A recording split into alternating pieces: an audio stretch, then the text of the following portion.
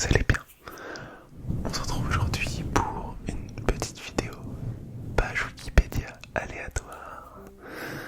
Ça fait très très longtemps que je fais ce concept sur la chaîne, mais comme il y a eu des nouveaux arrivants récemment, je peux vous expliquer rapidement. Je vais sur Wikipédia, dans le menu principal il y a un bouton qui s'appelle article au hasard, je clique dessus et je lis la page Wikipédia qui apparaît. Le but n'est pas forcément d'apprendre grand chose parce que ça nous arrive de tomber sur des pages voilà, où il n'y a pas grand chose, ou des choses vraiment très compliquées, des trucs qu'on comprend pas. Mais mais le but c'est voilà, de se détendre et de s'endormir tranquillement. Alors on va commencer tranquillement avec l'unité de commande électronique. Alors, dans le domaine de l'électronique, l'unité de commande électronique UCE désigne un calculateur embarqué ou un système embarqué qui commande des dispositifs physiques au sein d'une machine dans les domaines automobiles, voitures, bus, cars, camions ou engins de chantier, aéronautique, industriel, médical, militaire, électroménager, etc.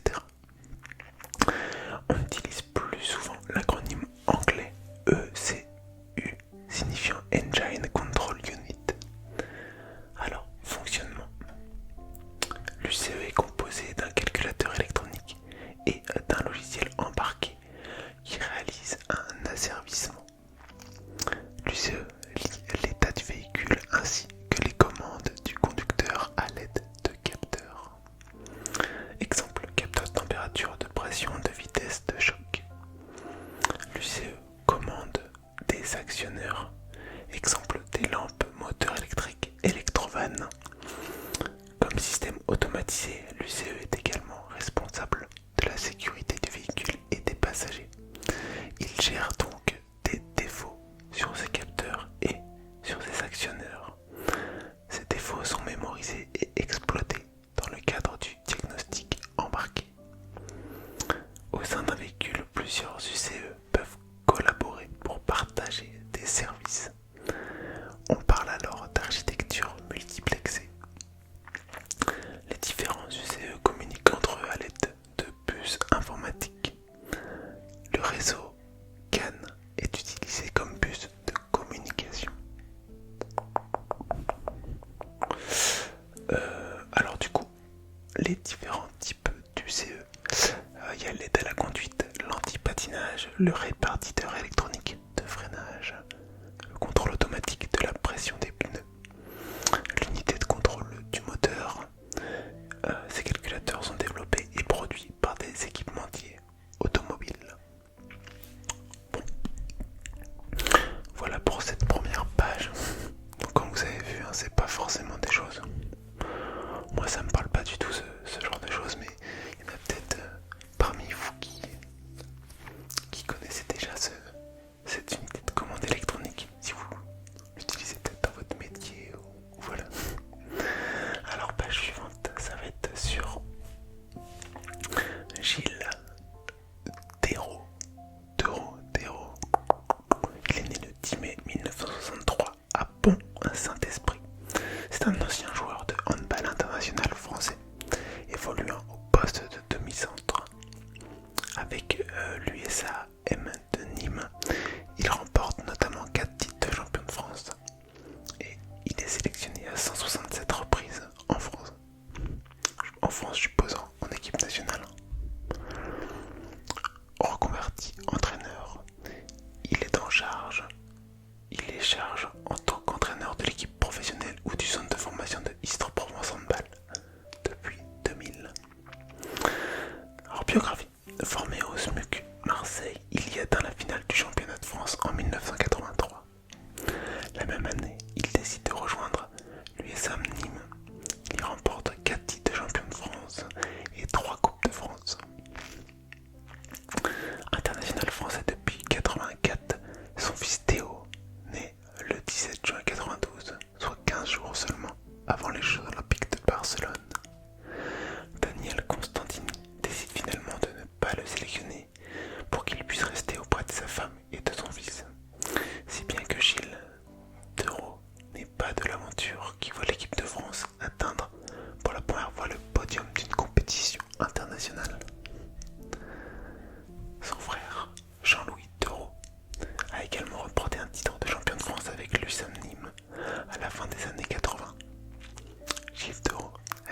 évolué à Nîmes avec son beau-frère Christian Godin, double champion du monde en 95 et 2001. Enfin, son fils Théo a été formé puis a signé son premier contrat professionnel à l'Istres Ouest Provence Handball, entraîné par Gilles Deroux. Voilà. Effectivement, mon nom de famille me disait quelque chose, ça me parlait. Mais oui, Théo, effectivement, son fils. Je connais, ça me dit quelque chose, je l'ai déjà fait plusieurs fois. Ok. Alors, passons à Vincenzo Migliaro. J'espère l'avoir bien prononcé. Il est né à Naples le 8 octobre 1858. Il est mort dans cette ville le 16 mars 1938. C'est un peintre et un graveur italien. Après avoir appris l'art de la gravure à la Società Centrale Operaia Napoletana et avoir fréquenté l'atelier de Stanislao Lista, il s'inscrit en 1875 au cours de l'Accademia di Belle Arte di Napoli, où il devient élève entre autres de Domenico Morelli. En 1877, il fait un court voyage à Paris afin de copier et d'étudier les grandes œuvres du Louvre. La source d'inspiration principale de Migliaro est le petit peuple napolitain, celui du quartier espagnol et dont il est l'un des premiers interprètes, et les vues des environs. Il participe aux expositions nationales et internationales, dont Barcelone où il obtient une médaille d'argent en 1911. Il fait partie des peintres comme Vincenzo Iroli ou Vincenzo Caprile qui furent appelés à décorer le café Gambrinus de Naples. Il participe aux expositions internationales d'art, dont la Biennale de Venise entre 1901 et 1928. Et en 1927, il expose à la Galleria Pesaro de Milan, où est organisée une exposition de 3 mètres napolitain. Lui-même, Vincenzo Caprile et Vincenzo Gemito. Que des Vincenzo.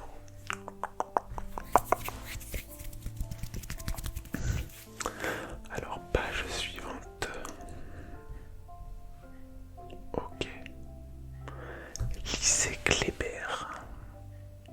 Ok. C'est drôle qu'il y a des abonnés, des personnes qui voient la vidéo qui sont dans ce lycée. Je suppose qu'il doit encore exister. On va voir. C'est un établissement d'enseignement public de Strasbourg, regroupant à la fois un collège, un lycée général et des classes préparatoires aux grandes écoles qui ont fait la réputation de l'établissement. L'entrée principale de l'établissement est sur la place de Bordeaux, où se trouve un parking et l'arrêt lycée Kléber des trams B et E et du bus 2 et H. On peut aussi y accéder par la rue Jacques Cablé qui va de la place de Haguenau à la place de Bordeaux. Histoire. Après l'annexion de l'Alsace-Lorraine en 1871 par le Reich, les Allemands construisent en 1889 dans la Neustadt un nouvel établissement scolaire. Alors là, je ne saurais pas vous le prononcer l'allemand, bref, c'est pas très grave. Qui par décret impérial du 3 juillet 1893 s'intitule désormais Après le retour à la France de l'Alsace-Moselle, Alexandre Millerand, commissaire général de la République, chargé de réorganiser les 3 anciens départements d'Alsace-Lorraine, donne en septembre 1919 le nom de Jean-Baptiste Kléber au lycée devenu français, dirigé désormais par un proviseur. Entre 1940 et 1944, sous l'occupation nazie, le lycée est renommé. L'usage du français y est interdit et l'enseignement nazifié. Dès l'entre-deux-guerres, le lycée Kléber, situé alors rue Foch, est trop petit pour accueillir tous les élèves du primaire aux classes préparatoires malgré les annexes ouvertes à Saint-Jean et rue des Écrivains. La demande de construction d'un nouveau lycée se fait pressante. Nouveau lycée dont la majorité des locaux actuels sont construits entre 1954 et 1959. Bon là il y a des personnalités qui sont liées au lycée, que je ne connais pas. Il y a des noms de certains élèves aussi. Ok, ah tiens, tir au meilleur, ça me parle. Handballeur français, ça vous parle peut-être aussi. Un ancien très très grand gardien de l'équipe de France. Ok. Enseignement, le lycée compte environ 2100 élèves, partagés entre le secondaire, de la seconde à la terminale, et le supérieur, classe préparatoire aux grandes écoles et CPES. Voilà. Bon, on va passer. Il y a tous les taux de résultats, le classement du lycée, etc. Bon, ok. C'est drôle d'avoir une page Wikipédia sur un lycée. Alors, ok. Donc là, ça va être assez court aussi. On est sur la page de Andras Balzo. Je sais pas si ça se prononce exactement comme ça. Il est né le 16 août 1938 à Kondoro. C'est un athlète hongrois, champion olympique de pentathlon moderne en 1972 à Munich. Il est marié à la gymnaste Monika Sazar. Voilà, bon, j'ai pas beaucoup plus de trucs sur son palmarès. Je vois qu'il a gagné du coup les Jeux Olympiques en individuel en 72. Les Jeux Olympiques par équipe, il les a gagnés 2 fois en 1960 et en 1968. Il était champion du monde à multiples reprises, en équipe et en individuel, 5 fois chacun. Voilà, donc 5 fois en individuel, 5 fois en équipe. Donc voilà, ça a l'air d'être je ne connais pas du tout. Le pentathlon moderne, c'est pareil, je ne connais pas. Je sais pas exactement c'est quoi les épreuves. Donc c'est 5 disciplines. Voilà, donc on va apprendre quelque chose. Donc c'est l'escrime, la natation, l'équitation, le tir au pistolet et la course à pied. Voilà. Ok, bon, bah très bien. Très bien. Page suivante. Ok, ultra courte aussi, il y a juste une phrase. C'est la ligne 250 infrabelle. La ligne 250 était une ligne ferroviaire industrielle belge située à Forgy-la-Marche. Voilà, bon. C'est tout pour la page Wikipédia. Ok, on passe à la suite. Communauté de communes Évrecy, Orne, Odon. La communauté de communes Évrecy, Orne, Odon est une ancienne communauté de communes française située dans le département du Calvados et la région Normandie. La communauté de communes est créée le 28 décembre 2001. Au 1er janvier 2017, elle fusionne avec la communauté de communes de la vallée de l'Orne pour former la communauté de communes Vallée de l'Orne et de l'Odon. L'ensemble ainsi constitué pourrait rejoindre à terme la communauté urbaine Caen-la-Mer créée à cette même date. Elle était composée de 19 communes du canton d'Évrecy. Donc il y avait Amaillé-sur-Orne, Avenay, Baron-sur-Odon, Bougie, Laquenne, Esquet-Notre-Dame, Évrecy, Feuguerolles-Pully, Fontaine et Toupéfour, Gavrus, Grainville-sur-Odon, Mézé, Malto, Montrainville, Montigny, Pré-au-Bocage, Sainte-Honorine-du-Fait, Vacogne-Neuilly et Vieux. Bon voilà, après il y a pas mal de trucs. Ok, bon, et on se fait une petite dernière page. Attends, elle est trop courte, celle-là, c'est encore le même type. Ok, allez, c'est parti. Donc, Alice Arnaud. Alice Arnaud, née Marie-France Broquet le 29 juin 1946, est une actrice française.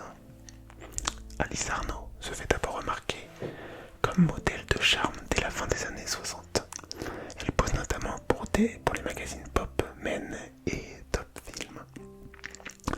Au cinéma, elle fait la majeure partie de sa carrière dans des films d'exploitation où l'érotisme tient souvent une place prépondérante. Si elle ne fait que de brèves apparitions pour Henri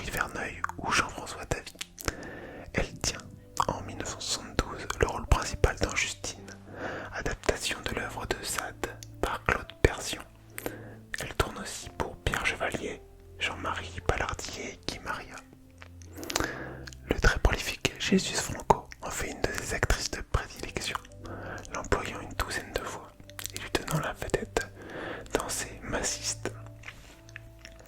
Elle devient une tête d'affiche des productions Eurociné et CFPC et a pour partenaire Anne Libert, Monica Swin, Sandra Julien, Gilda Aranzio ou encore Lina Romay. Elle tourne à 10 reprises avec sa sœur Chantal Broquet. Mais contrairement à cette dernière, elle poursuit un temps sa carrière après 1975 et l'arrivée du hardcore. On la voit ainsi dans quelques films pornographiques où elle est cependant doublée pour les scènes de sexe explicites. Voilà. Ok, bon, et bah très bien, on va s'arrêter là-dessus. J'espère que cette vidéo vous aura plu.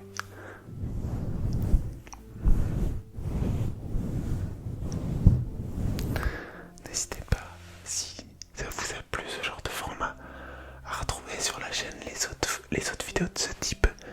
Il y en a un bon paquet. Voilà, on tombe parfois sur des pages un peu bizarres, ou même très très courtes sur des choses qui... On savait pas qu'il y avait une page, par exemple, pour une ligne de tram ou une ligne ferroviaire. Voilà, parfois il y a des trucs vraiment très très courts. C'est assez drôle de savoir, de voir qu'il y a des pages pour ça. Voilà, ça permet de découvrir des trucs comme ça. Je sais que parfois on est tombé plusieurs fois sur des...